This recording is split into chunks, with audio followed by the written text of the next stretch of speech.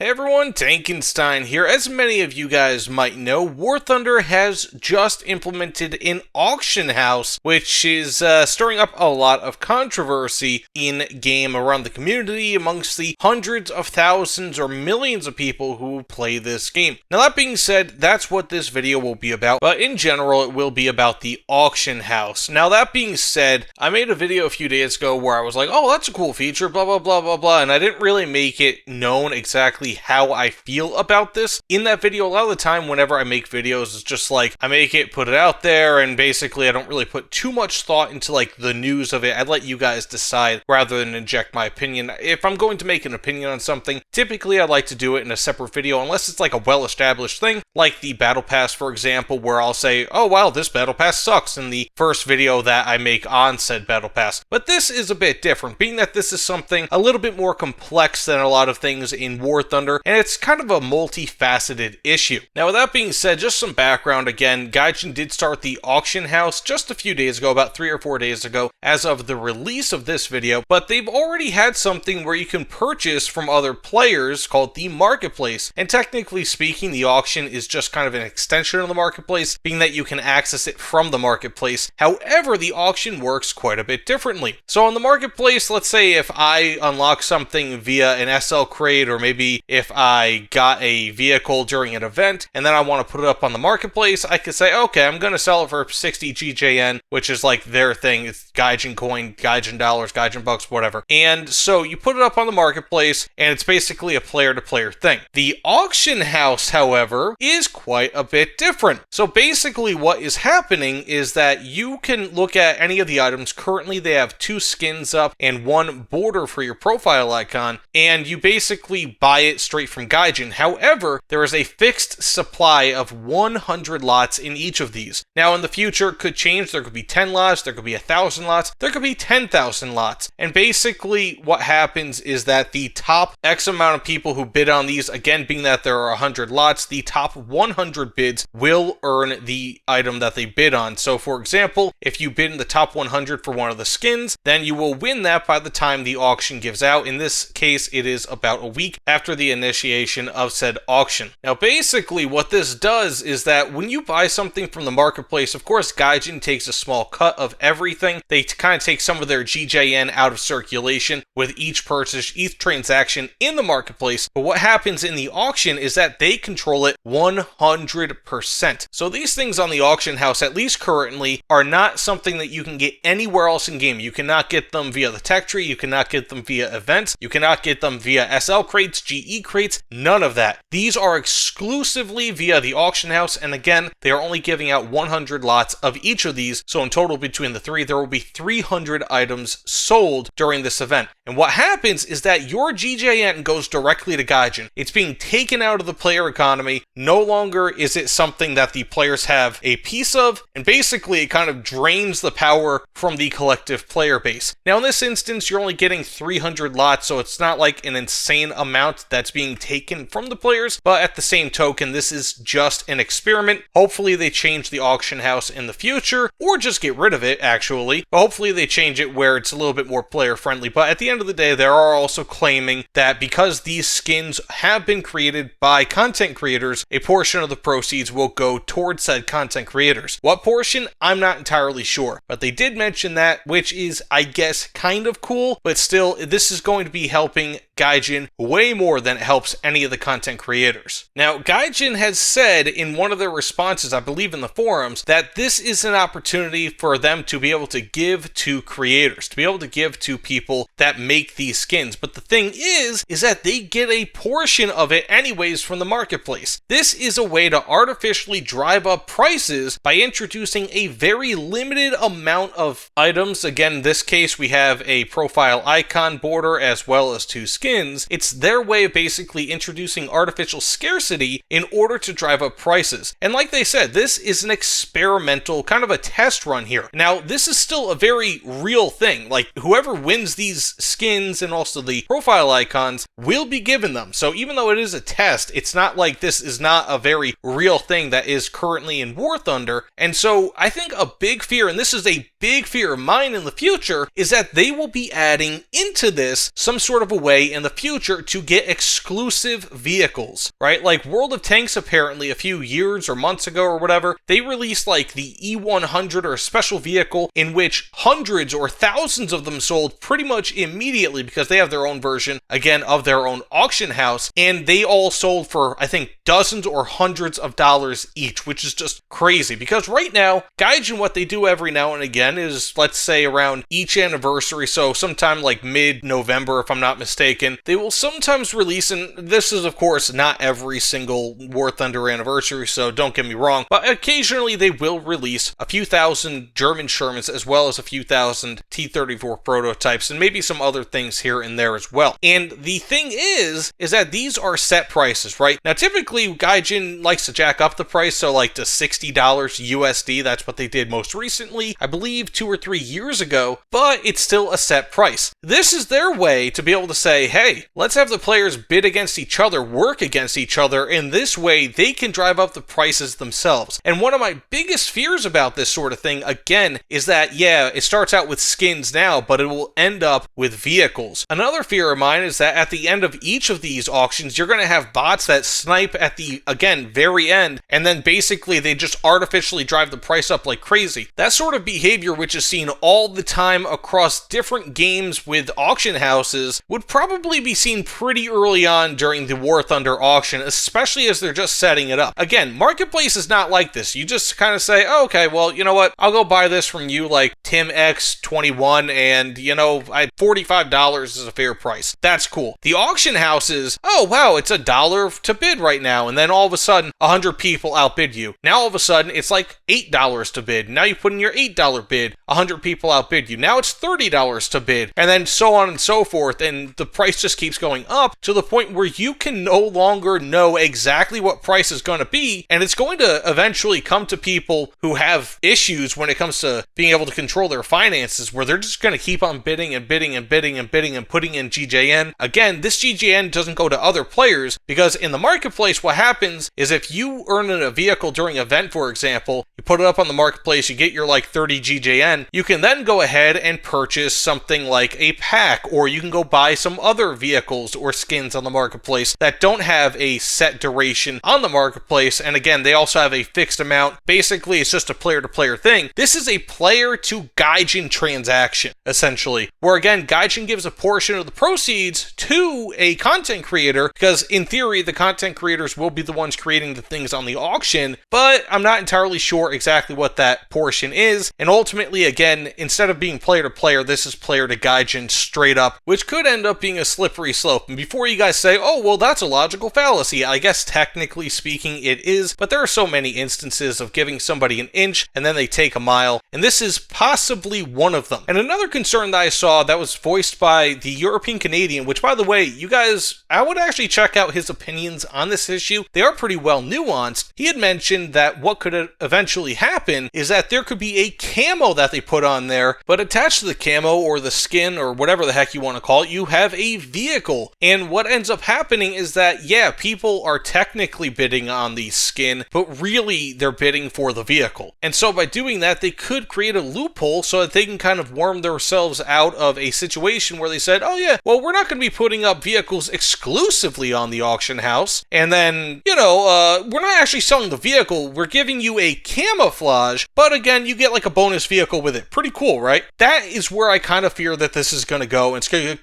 like kind of snowball into this FOMO nightmare in which people only get these crazy vehicles, like really, really good vehicles that you can only get on the auction house that eventually go up to like $200 for the minimum bid, and it just gets absolutely wild because they know, Gaijin knows that they can bleed the whales dry on this, because you have some people, not me of course, but you have some people who are out there who literally have gaming budgets every single year of tens of thousands of dollars. And this is what those people are going to do. They are going to be buying these sort of things, unless of course you're financially irresponsible, which I would hope that you're not putting anything really into the auction house, but hey, you know what, I can't stop you. Now, being that this involves purchasing Gaijin dollars, which I guess is another technicality, right? Like, you're not spending your real money on the auction house, you're spending fun bucks, you're spending Gaijin dollars, Gaijin coins on it, because you still have to put it into a currency and you're essentially just using Gaijin bucks as a middleman onto an auction house, an online digital auction house. That should really either make this feature into an 18 plus, like an 18-year-old plus feature only, or that should make the game into an 18 plus year old game only, because this sort of thing is not good for the developing mind at all. It's just absolutely crazy to me that they can make this, and I hope that, again, that this is behind some sort of an age wall that I personally can't see, because of course I am old enough to be able to see that thing if it was 18 plus, but I really hope that they implement that in the future, at least to protect the kids. And I'm not one of those people that says, oh, well, think of the kids, but this is one of those moments where it's like, it's a very easy thing for Gaijin to do, and I really hope they eventually do it, just to put this behind some sort of an age wall. And I guess the final thing here that I have to say is that I'm really just kind of disappointed in Gaijin. I just want to say first and foremost that I am fully in support of people making money. I'm fully in support of companies making money. You know what? If you want to make money and you make a good product and this, that, and the other thing, that is awesome. And for the most part, War Thunder is that way, where it's like, it's a pretty damn good game. That's why people come back to it. For all the hate that it gets, I get it, it's got ghost shells and all these things are going to continue to happen every single game. But that kind of leads me to this point. I feel like by implementing this, and I'm not entirely sure exactly how many hours maybe were taken away from actual development or maybe improvements on the game, but one of my biggest issues is that by creating the auction house, they have taken away resources, time, and just thought from the rest of the game, from improving the rest of the game. And this is a big deal in my opinion, because they've been missing roadmap deadlines or pushing them out, this, that, and the other thing. Things that they had promised years ago, or maybe even a year ago, after that huge issue that they had where it was like everyone was coming down on War Thunder because of all the issues, all the monetization, all the predatory monetization that they had put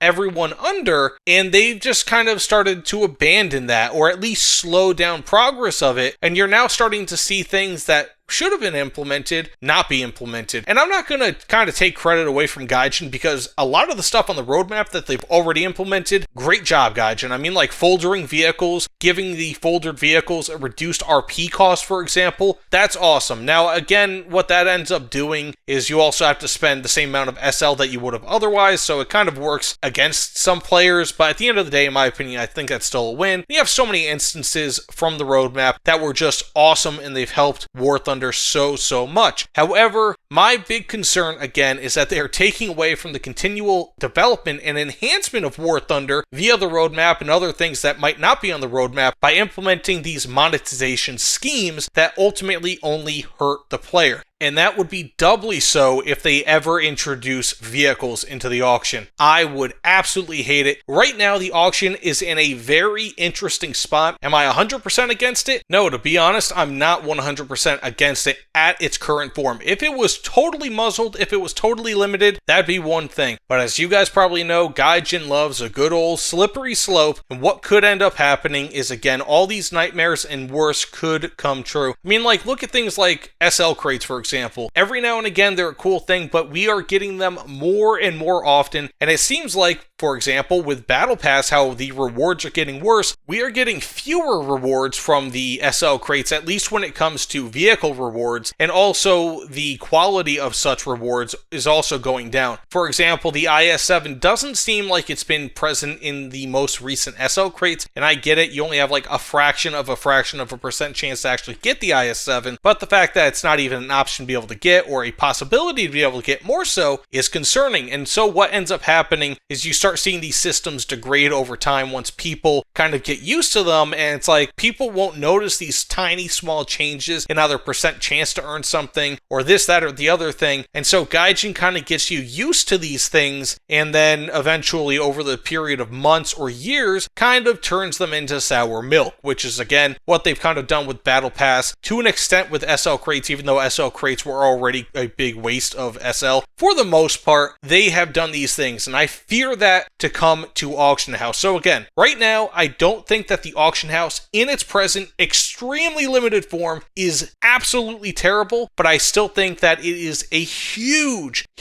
anti-player move. It is not good for War Thunder. It is like technically not the worst thing in the world. Gaijin has done worse, but that is not saying a whole lot. Basically, what I'm saying is that the auction house at current seems like a benign feature that caters to whales. However, it is very clear, especially knowing Gaijin's history, that this could become a malignant problem that impacts the entire player base, or at very least a large portion of it, and a huge chunk of the game. Let's not let it get to that. So that being said, thanks so much for watching. If you don't mind, please consider liking this video, subscribing. Let me know what you guys think about this in the comments below. My opinions, I know, are not entirely nuanced. I do not have the best opinions on this, so I do want to hear what your thoughts are down below. But either way, thanks for watching. See you all on the other side. Take care, everyone.